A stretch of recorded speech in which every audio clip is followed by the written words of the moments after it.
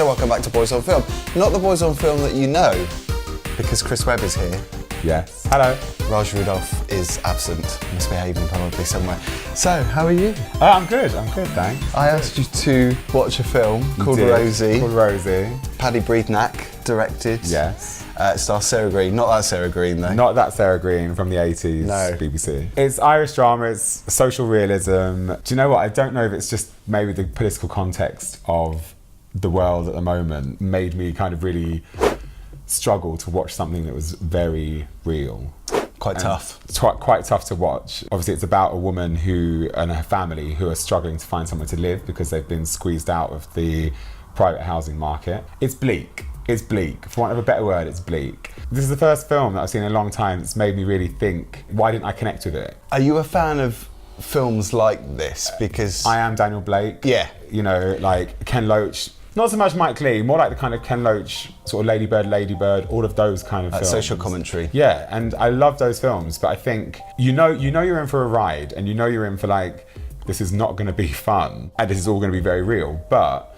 Is it entertaining? Maybe I just felt like it was like literally the same thing over and over again.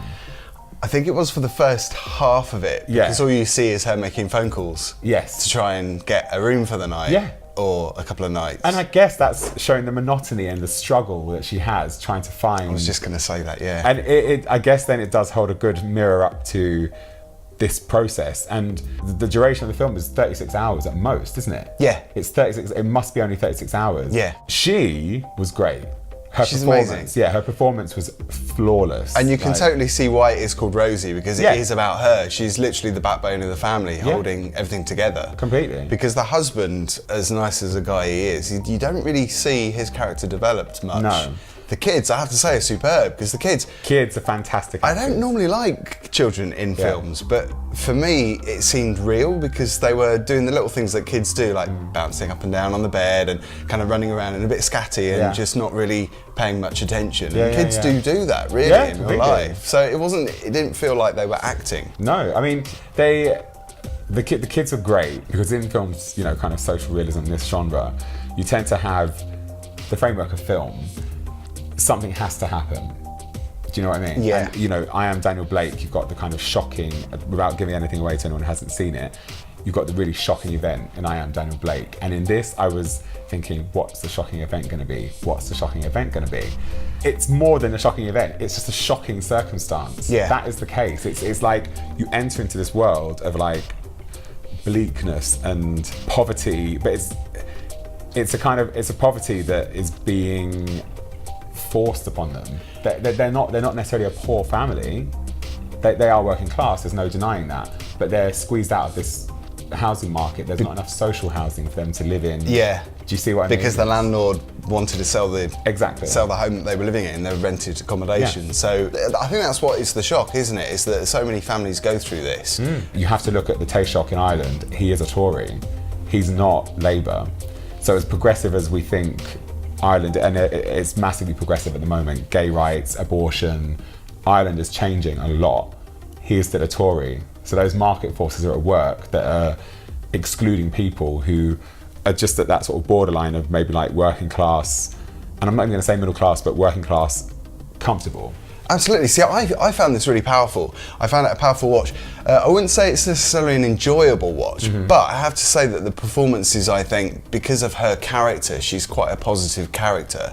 It didn't feel too bleak, even though the situation was bleak. It didn't feel like I was depressed watching it, although I found it very tough to watch. It didn't feel like I wanted to finish watching, if you know what I mean. But I think because of their performances, and I wanted to see it,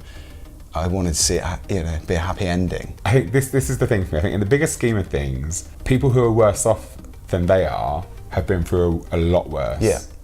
This is 36 hours at that point. Yeah. I after watching the film, I sort of Googled kind of like statistics just really quickly in Ireland, and it said something like, and it wasn't Ireland, sorry, Dublin.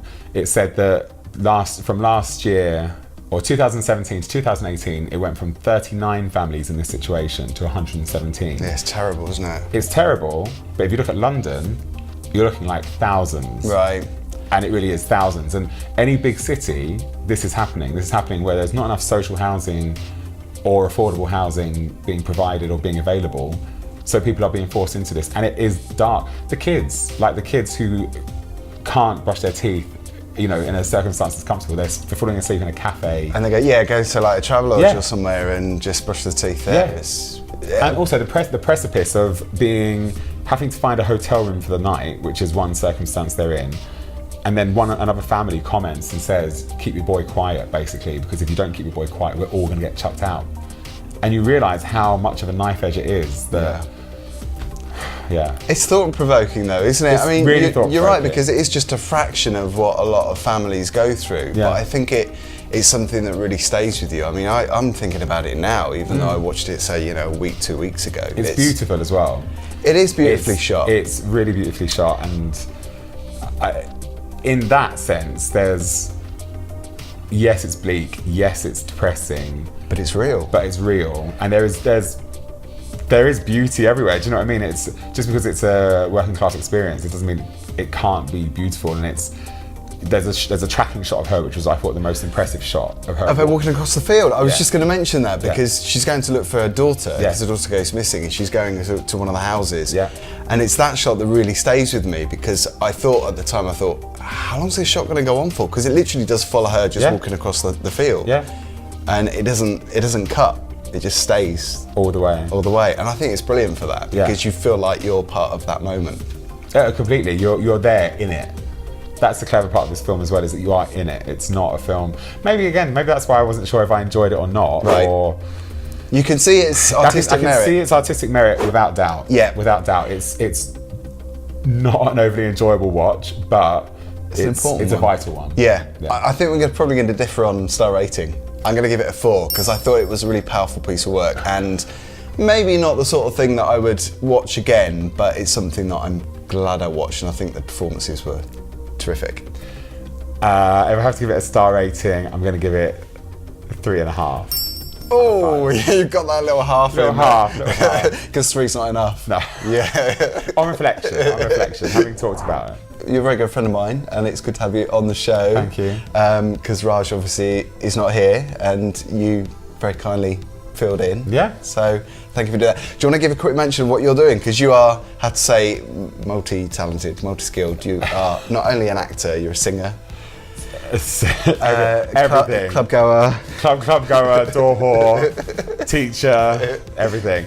So I'm in a band called Darling Lies, and we're on the verge of just getting everything out there and pushing it out there. And you can look at www.darlinglies.com and have a listen. It's kind of electro pop. I love how you said www. Does no one say www? I don't say that anymore. Right, I just find it darlinglies.com. And in case you didn't hear that, darlinglies.com. It's so refreshing though, because I've not heard that for a while. I could tell you the frigging Going Live numbers. Remember Going Live from the 80s? Talking about Sarah Greene. Well, when you mentioned Sarah Greene, I think you're far too young to remember her. But... Oh no, I love Sarah Greene. Yeah. I'm only 36. Well, thank you for being a boy on film. Thank you. See you soon. Indeed. And thank you for watching.